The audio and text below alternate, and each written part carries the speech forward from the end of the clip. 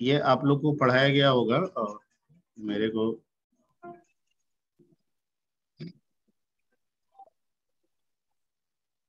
हाँ सर।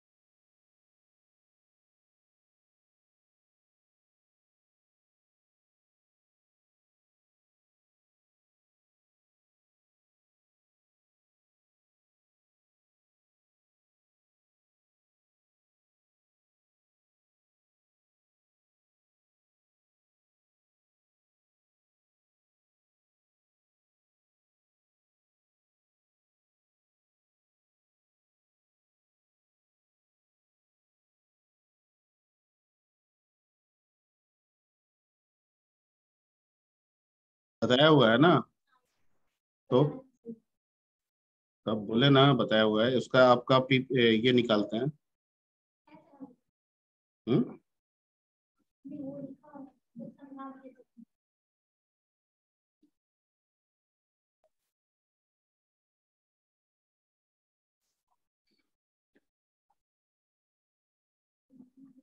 कहाँ गया one note?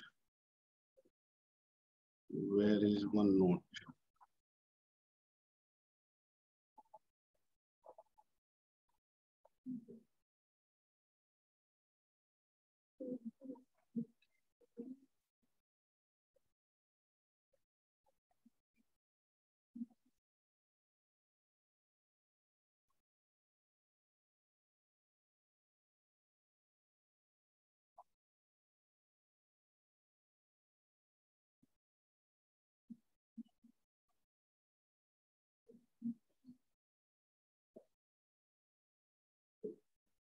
C programming BSc IT. ये देखिए आप लोग को हमने बताया होगा आई थिंक, कितने सेशन याद है? फंक्शन के पहले ही बताए होंगे, एरे से पहले होगा। सर फंक्शन के बाद बताए थे सर, फंक्शन में ही सर बताए थे। फंक्शन में ही बताए थे।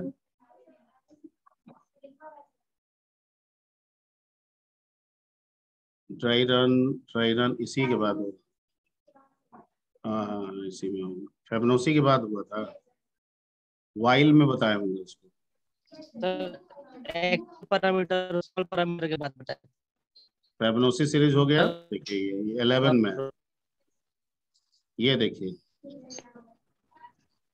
ठीक है, highest common factor, greatest common division. आपको जो भी क्वेश्चन दिया गया है, ऐसा कोई क्वेश्चन नहीं है जो नहीं बताया गया है। ठीक है, पहले का जो होगा तो वो मेरे को जानकारी नहीं है, तो बेसिक फंडामेंटल में क्वेश्चन अगर दिक्कत है तो वो पूछ लीजिए, मैं गाइड कर दूंगा, बाकी बुक उसमें मिल जाएगा। जैसे टोकेन्स, वो बोल रहा था कि टोकेन्स क्या है, आइडेंटिफायर्स क्या है, उसमें दिक्कत है।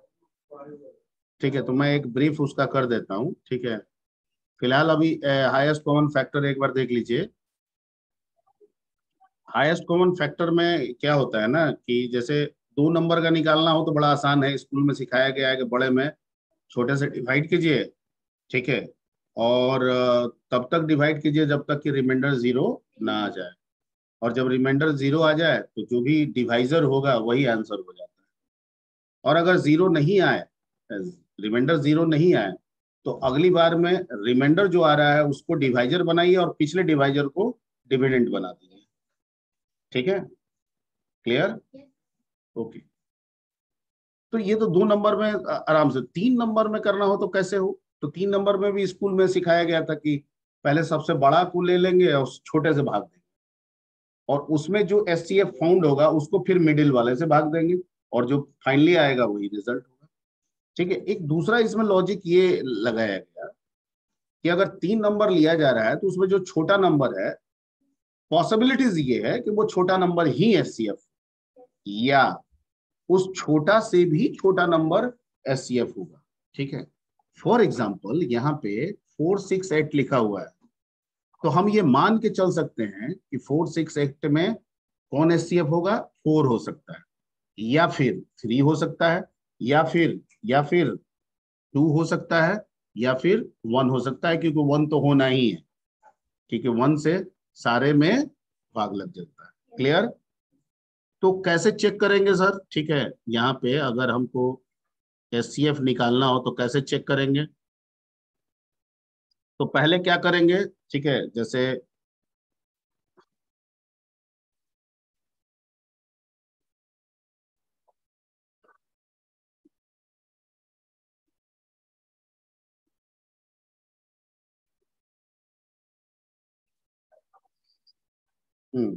इसमें हम लोग मान लीजिए कि आपके पास 3 नंबर है, सपोज कीजिए। ठीक है, ये 468 है, ये तो एलसीएम का बताया हुआ है, एचसीएफ का हम पहले बताए थे यहाँ पे। ठीक है, ये 2 नंबर पे बताया हुआ है। 3 नंबर पे अगर आपको निकालना हो तो कैसे निकालेंगे? तो उसके लिए जैसे मान लीजिए कि अगर आपके पास 3 नंबर है, आप ही कोई 3 नंबर बोल दीजिए। 6, 9, 8। ठीक है, तो इस 3 नंबर में सबसे छोटा नंबर कौन है? ठीक, 6, यानी मिनिमम नंबर हमारा निकल गया 6। तो क्या पॉसिबिलिटीज है कि ये 6 ही एचसीएफ होगा या इससे छोटा होगा? कैसे होगा? होगा ये तो बोल दिए, पर हो कैसे हो? तो कहता है कि अगर इस मिनिमम से हम तीनों में भाग दें, तीनों में भाग लग जाए, मतलब रिमाइंडर 0 हो जाए, ठीक है, तो ये वाला एचसीएफ हो जाएगा। नहीं तो 1 घटा दीजिए, फिर तीनों में भाग दीजिए, लग गया तो वही वाला आंसर हो जाएगा, नहीं तो फिर 1 घटा दीजिए। इस तरह से घटते घटते घटते 1 तक जा सकता है। 1 तो तय है कि 1 से तो लगना ही लगना है, क्योंकि 1 से तो किसी भी नंबर में भाग लग जाता है। अब यहाँ पे हम इसमें देख रहे हैं कि 6 में तो लग जाएगा, 9 में नहीं लगेगा। नहीं लगा तो इसको घटा देंगे, और इसको घटा के कितना कर देंगे? 5। 5 से भी किसी में नहीं लगेगा, घटा के क्या कर देंगे? 4। 4 से भी किसी में नहीं लगेगा, घटा के कर देंगे 3। 3 से 6 में लग जाएगा, 9 में लग जाएगा, 8 में नहीं लगेगा। ठीक है, तो घटा के कर देंगे। 3 से कैसे लगेगा? नहीं नहीं लगे। ठीक है, सब सब में लगना चाहिए, सब में भाग हो जाना चाहिए। अब जैसे 2 ले लेंगे, तो 2 में 6 से भाग लग जाएगा पूरा पूरी, 9 में नहीं होगा, 8 में पूरा पूरी हो जाएगा, तो किसी एक में भी नहीं हुआ तो नहीं हुआ। ठीक है, तो क्या करेंगे? 1। अब 1 में तो तीनों से भाग लग जाएगा, तो जो आंसर होगा इसका क्या निकलेगा? ठीक है, और वैसे भी आप निकाल के देखिए, इसका 1 ही आएगा जो आप लोग स्कूल में सीखे थे। ठीक है, तो इसके लिए क्या कीजिएगा, पहले तो 3 नंबर लेना होगा, और उन तीनों में सबसे पहले आपको पता क्या करना होगा? छोटा। ठीक है, तो यहाँ पे 3 नंबर ले लिए, और मान लिए कि हम ए मेरा स्मॉल है, मान के चल रहे हैं यहाँ पे, तो मीन बराबर क्या लिख दिए? ए। उसके बाद चेक किए कि अगर मीन बड़ा है बी से, तो इसका मतलब है कि बी वाला वैल्यू इसमें होना चाहिए। ठीक है, तो mean is equal to B कर दिए। फिर चेक कर लिए कि मीन बड़ा है सी से, तो इसका मतलब कि सी का वैल्यू इसमें होना चाहिए। यानी ये कंडीशन फॉलो करने के बाद मीन में सबसे छोटा वैल्यू आ गया। आ गया ना? आ गया। ठीक है, जैसे आप अभी देखिए ना, चेक कीजिए ना, आप अभी नंबर बोले थे 6, ए में आपने क्या बोला था, 6 और 9 और 8, यही ना आपने बोला था। चेक कर लीजिए, तो यहाँ मीन आपका क्या हो गया पहली बार में, 6 हुआ ना। चेक किया कि 6 बड़ा है बी से, 6 बड़ा होगा बी से, नहीं, यहाँ आया 6 बड़ा होगा 8 से, नहीं, तो मीन में क्या रह गया, 6 का 6 ही रह गया। ठीक है, ओके। अब यहाँ पे एक लूप चला दिए हैं कि अगर तीनों में से किसी एक में भी भाग नहीं लगे, तीनों में, जैसे A dividing mean not equal to 0, मतलब अगर इसमें भी भाग नहीं लगे और ऑपरेटर लगा हुआ है, तो कोई एक भी अगर सही तो सही, तो इसका मतलब भाग नहीं लगे तो क्या करना है, मीन के वैल्यू को एक एक घटाते जाना है। लेकिन एक समय तो ऐसा आएगा कि तीनों में तीनों भाग लग जाएगा, तो जब लग जाएगा तो ये कंडीशन फॉल्स हो जाएगा, कंट्रोल सीधे यहाँ पे आएगा और जो आपका मिनिमम वैल्यू है वो प्रिंट हो जाएगा। ठीक है, सिमिलरली इसी का अपोजिट एलसीएम में होता है, लोएस्ट कॉमन मल्टीपल में। अगर 3 नंबर दे दिया जाए या 4 नंबर भी दे दिया जाए, उसमें छोटा फाइंड करते थे, इसमें बड़ा फाइंड करेंगे, क्योंकि जो रिजल्ट होगा 3 नंबर में एलसीएम में, या तो बड़ा वाला होगा या बड़ा से भी बड़ा होगा। ठीक है, जैसे फॉर एग्जाम्पल अगर हम 10 20 30 लेते हैं, ठीक है, 10 20 30 लेते हैं, ठीक है, तो इन तीनों में बड़ा कौन है, 30, तो या तो 30 आंसर होगा या 30 से बड़ा answer, that may be 31, that may be 32, that may be 33, but how we can observe this. ठीक है, जो 30 हम निकाले हैं, अगर उस 30 में तीनों से, तीनों नंबर से भाग दें और कट जाए, ठीक है, तो वो आंसर हो जाए, नहीं तो बढ़ाते जाएंगे। तो 10 20 30 है, 30 में 10 से देंगे कट गया, 20 से देंगे नहीं कटा, तो 31 करेंगे नहीं कटेगा, 32 33 34, ऐसे करते करते 60 तक जाएंगे। 60 में 10 से देंगे कट जाएगा, 20 से देंगे कट जाएगा, 30 से देंगे कट जाएगा, तो आंसर क्या हो जाएगा, 60। और 10 20 30 का एलसीएम निकालिए, 60 आएगा। समझ गए।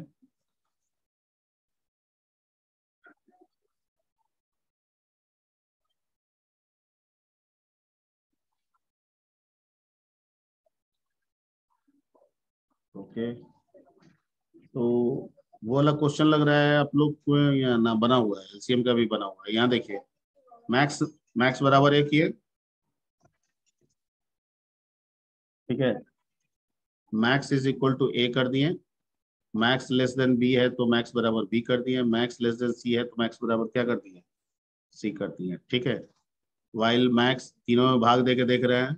ओके, अगर एक में भी भाग नहीं लगा, पहले देखिए इसके पहले वाले में हम क्या किए थे, ए में मीन से भाग दे रहे थे, बी में मीन से भाग दे रहे थे, सी में मीन से भाग दे रहे थे। इसमें क्या कर रहे हैं, मैक्स में ए से भाग दे रहे हैं, मैक्स में बी से भाग दे रहे हैं, और मैक्स में अगर किसी एक से भी नहीं कट रहा है तो मैक्स को क्या करते जा रहे हैं, एक एक करके बढ़ाते जा रहे हैं। एक समय ऐसा आएगा कि तीनों से तीनों भाग लग जाएगा, तो जब लग जाएगा कंट्रोल यहाँ आएगा और जो मैक्स होगा वही आपका आंसर। तो ये बताया जा चुका है, ये देख लीजिएगा क्वेश्चन। ठीक है, और बोलिए।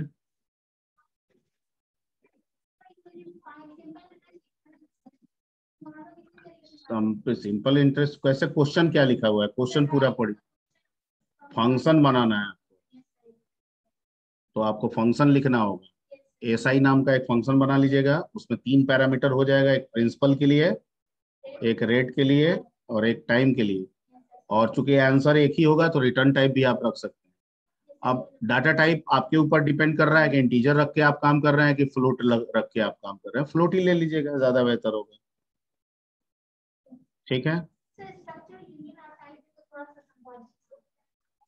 स्ट्रक्चर आपको बताया गया था कि अगर डिफरेंट टाइप्स को मिला के, ठीक है, एक टाइप बनाना हो,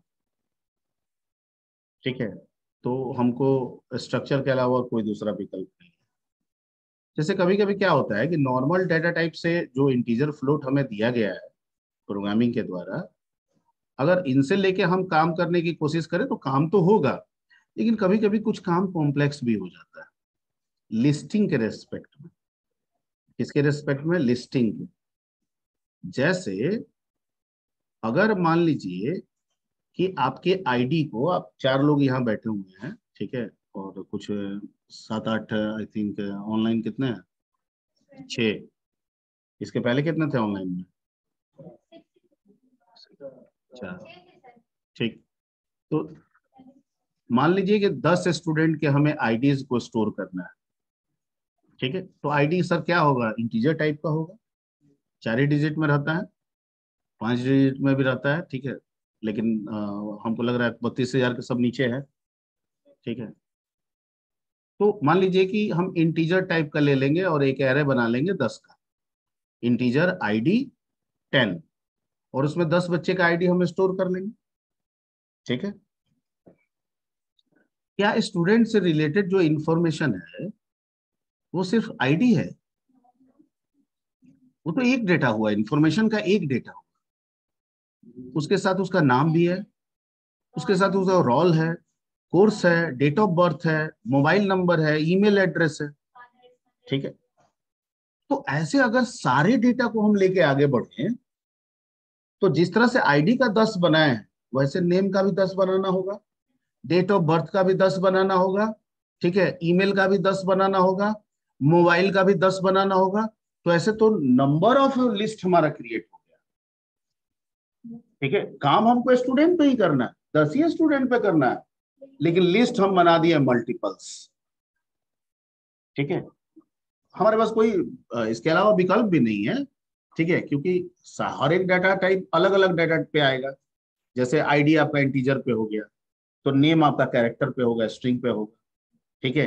डेट ऑफ बर्थ भी स्ट्रिंग पे होगा। मैं जो बता रहा हूं समझ में आ रही बात?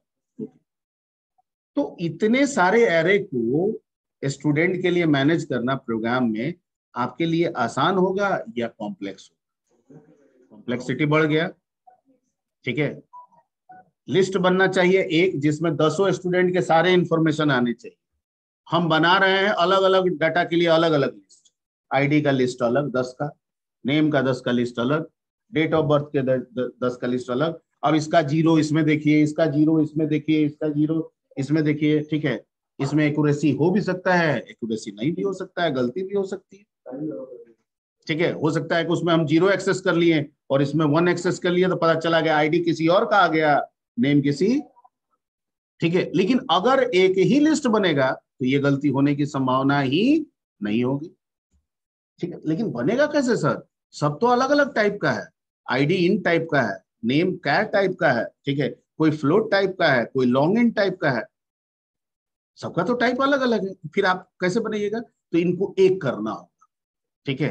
तो सी कहता है कि अगर अलग अलग टाइप से जो डेटा है उनको एक करके एक डेटा बनाना है, ताकि लिस्ट आप कितना बना सकें, एक बना सके, तो उसके लिए आपको स्ट्रक्चर का इस्तेमाल करना होगा। स्ट्रक्चर से आप एक यूजर डिफाइंड डेटा टाइप तैयार करते हैं। क्या करते हैं? अब जैसे स्ट्रक्ट हम लिख दिए स्टूडेंट, उसके अंदर इंट आईडी डाल दिए, कैर नेम 20 डाल दिए, ठीक है, कैर डेट ऑफ बर्थ 10 डाल दिए, ठीक है, ओके, कैर ईमेल आईडी 20 डाल दिए, कैर मोबाइल 10 डाल दिए, नहीं समझे? सारा डाल दिए, वो स्ट्रक्चर में कंबाइंड हो गया। अब वो जो आईडी है, जो नेम है, जो मोबाइल नंबर है, अब वो डायरेक्टली एक्सेसिबल नहीं होगा, अब वो जाना जा रहा है किसके द्वारा? स्टूडेंट के द्वारा। अब इनको अगर यूज करना है तो आपको किसके साथ यूज करना होगा? स्टूडेंट के साथ, ठीक है। सर हमको एक स्टूडेंट का इंफॉर्मेशन रखना है, तो स्टूडेंट से एक वेरिएबल बना लीजिए एस, ठीक है, एस डॉट आईडी में आईडी डाल दीजिए, एस डॉट नेम में नेम डाल दीजिए, S dot date of birth में डेट ऑफ बर्थ डाल दीजिए, एस डॉट ईमेल में ईमेल डाल दीजिए, एस डॉट मोबाइल में मोबाइल डाल दीजिए। सर हमको 10 स्टूडेंट का इंफॉर्मेशन रखना है, तो स्टूडेंट से आप S10 एक एरे बना लीजिए। 100 स्टूडेंट का है तो सर 100 का एरे बना लीजिए, ठीक है। 1000 का है, 1000 का एरे बना लीजिए। अब एरे कितना बना रहे हैं आप? एक, और उसी एक एरे से आपका आईडी भी कॉल हो रहा है, नेम भी कॉल हो रहा है। ठीक है, ये सब आपको बताया गया था आई थिंक, ये सब, ये आई थिंक, ये देखिए, ठीक है। और वही चीज जैसे बताए थे कैसे एक्सेस करना है, तो S dot roll, S dot name, S dot mobile number. ठीक है, अब यहाँ पे देखिए एग्जांपल में एक सिंगल वाला लेके बताए थे और फिर एक एरे वाला इसके बाद बताए थे। 32 के बाद 33 में देखिए एक एरे का भी एग्जांपल दिए थे। यहाँ देखिए P10 ले लिया है ना, स्ट्रक्ट स्टूडेंट कितना P10, तो P10 का मतलब कितने स्टूडेंट का इंफॉर्मेशन रखेंगे, 10। ठीक है, तो उसमें क्वेश्चन होगा, आई थिंक क्वेश्चन क्या है, व्हाट इज स्ट्रक्चर, सिर्फ स्ट्रक्चर लिखा हुआ है। ठीक, तो हाँ, तो उसमें स्ट्रक्चर भी आपको देखना होगा और साथ साथ स्ट्रक्चर का मेमोरी भी बताए थे आप। ये देखिए कहीं पे, ये देखिए मेमोरी ऑर्गेनाइजेशन या मेमोरी रिप्रेजेंटेशन बताया गया है, वहां देखिए ना स्क्रीन पे। ठीक है, तो इसमें बताया था कि भाई जो स्ट्रक्चर हम डिफाइन करते हैं उसका मेमोरी क्या होगा, जैसे इंट का 2 बाइट आप कह देते हैं, तो स्ट्रक्चर भी तो टाइप है, तो इसका भी तो कुछ ना कुछ मेमोरी होगा। तो कैसे होगा, कैसे ये मेमोरी ऑर्गेनाइज करता है, ओके, वो बताइए। तो ये जितना इसके अंदर डेटा होगा उतना इसका मेमोरी होगा। तो क्या है, तो इंट रोल है तो 2 बाइट रोल हो गया, कैर नेम 20 है तो 20 बाइट्स नेम हो गया, कैर मोबाइल 10 है तो 10 बाइट्स क्या हो गया, मोबाइल हो गया। टोटल जोड़ दिए कितना आ गया, 32। तो इस स्ट्रक्चर का साइज क्या हो गया, 30। ठीक है, अब हो सकता है क्वेश्चन की what is the structure, how structure is represented inside the memory.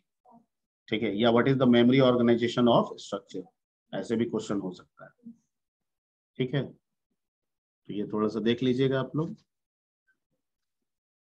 Okay, और बोलिए, और कोई क्वेश्चन। इसी का अपोजिट में यूनियन था, स्ट्रक्चर सबके लिए अलग अलग मेमोरी रखता है और यूनियन कहता है हम सबके लिए मेमोरी नहीं रखते हैं, जो सबसे बड़ा होता है उसी का मेमोरी रखते हैं और सबको कहते हैं कि इसी के साथ शेयर करो।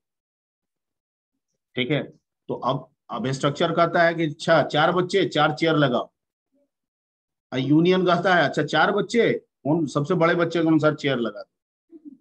तो भाई चेयर में तो बैठेगा कोई एक ही आदमी, तो एक आएगा तो दूसरा उठ के जाएगा, यानी एट ए टाइम उस मेमोरी में हमेशा कोई एक ही वैल्यू रहेगा। और स्ट्रक्चर कहता है कि नहीं, मेरे पास तो 4 वैल्यू है, चारों चेयर है, चारों बच्चे एक साथ बैठेंगे। हाँ, नेम है तो, अब रोल के बाद अगर नेम आया तो रोल गायब, नेम रहेगा। अब नेम के बाद मार्क्स आया तो नेम गायब, मार्क्स रहेगा। यानी जो सबसे लास्ट में आएगा वही रहेगा, बाकी सब उसके पहले चला जाएगा।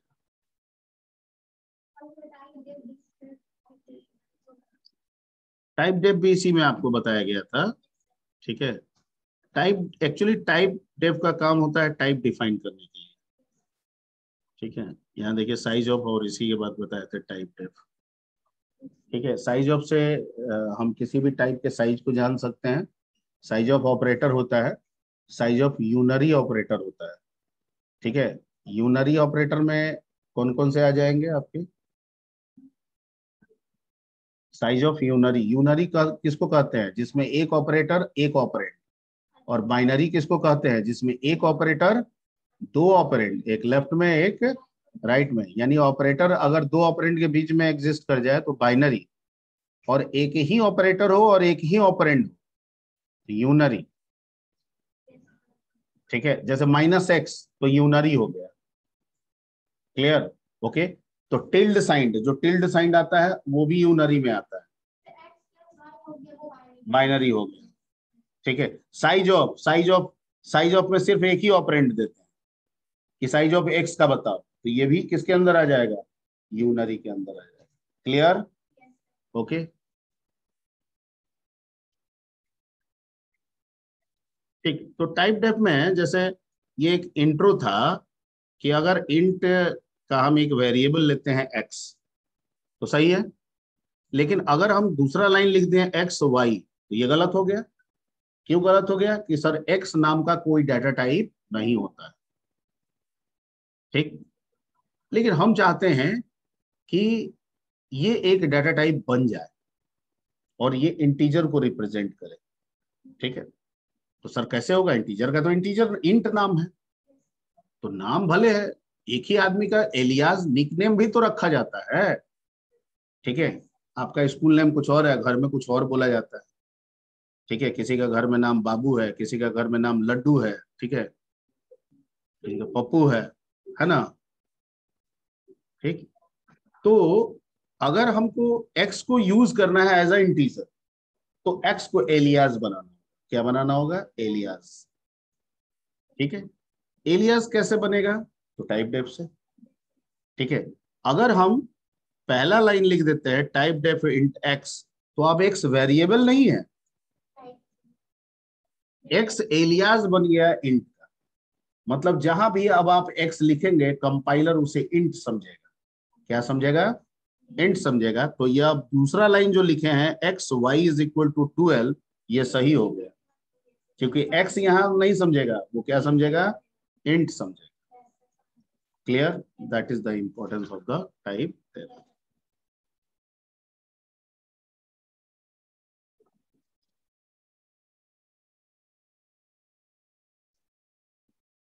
नेक्स्ट। Excuse me sir. बोलिए। Sir object oriented programming language क्या होता है सर? ये तो क्वेश्चन नहीं है उसमें, अभी उसी पे रहिए ना, उसी में से कुछ निकालिए। ये मैं कॉम्प्लिकेटेड। बताया भी हूं और मैं बाद में भी बता दूंगा, कोई दिक्कत नहीं। ठीक है, अभी आप कंप्लीटली एग्जाम प्रिपरेशन कीजिए, डन सर। अपने आप को डाइवर्ट एकदम बिल्कुल नहीं कीजिए, एकदम एग्जाम पे फोकस कीजिए।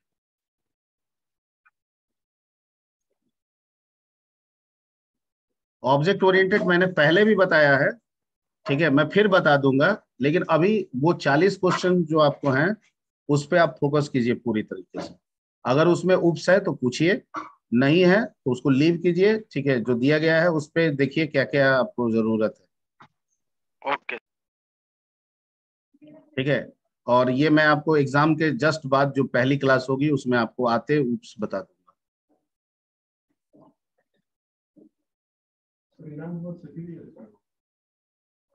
अभी तो थोड़ा बाकी है, अभी चलेगा। अभी थोड़ा पॉइंटर बताना है, थोड़ा फाइल हैंडलिंग बताना है।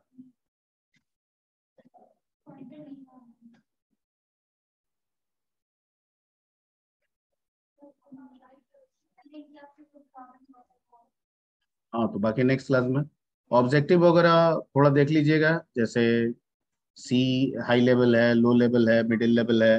क्या कहिएगा? High level, low level, middle level? Middle level, ठीक है। सी कौन इन्वेंट किया था? ठीक है, तो डेनिस रिची। ओके, कब हुआ था? 1972। इसमें थोड़ा सा कहीं कहीं 71 भी लिखा रहता है, 1972 को ही लेके हम लोग आगे बढ़ेंगे। कहाँ हुआ था? तो AT&T बेल्स लैब में। ठीक है, ओके। सी के ठीक पहले का लैंग्वेज, प्रेसिडेंस लैंग्वेज कौन सा था? तो बी लैंग्वेज था। ओके, हाँ, सी के पहले लैंग्वेज बी था। ठीक है, okay. Int type, int data type कितना साइज एलोकेट करता है? 2 बाइट। ओके, हाँ, अब यहाँ भी स्टैंडर्ड का है, कहीं कहीं स्टैंडर्ड, जैसे हम लोग जो पढ़ रहे हैं ना सिलेबस, टू वहाँ भी 2 ही है। जैसे इसमें क्या है ना कि हम लोग जो स्टैंडर्ड पढ़ रहे हैं वो आंसी स्टैंडर्ड है। हाँ, इसको 1989 में स्टैंडर्डाइज किया गया है सी को, और उसका नाम दिया गया आंसी सी, या C90 भी कहा गया उसको, C90। कहीं पे भी गूगल में सर्च कीजिएगा, मिल जाएगा। इसके बाद उसमें 32 कीवर्ड्स दिए गए। कितने कीवर्ड्स? 32। लेकिन इसके बाद आपका 99 में दूसरा स्टैंडर्डाइज किया गया सी को। ये जो डेव सी वगैरह आप लोग जो यूज करते हैं, ठीक है, या और भी बहुत सारे एडिटर है आईडी, तो जो C99 है ना उसमें 5 कीवर्ड्स बढ़ा दिए गए, और उनका जो बिट प्लेटफॉर्म है वो भी बढ़ा दिया गया, 4 कर दिया। तो इंट जो 2 था वो हो गया 4। ठीक है, तो हम लोग एक ही स्टैंडर्ड जो सिलेबस है आंसी बेस्ड, हम लोग उसी पे ज्यादातर बात करेंगे। ठीक है ना? ओके, लेकिन ये आपके दिमाग में रख दिए कि कभी ऐसा पढ़े तो आपको कंफ्यूजन नहीं होना चाहिए। 99 में 37 कीवर्ड्स होते हैं, ठीक है, 37 5 बढ़ गए, और आपके 90 में, ठीक है, 32 कीवर्ड्स होता है। ओके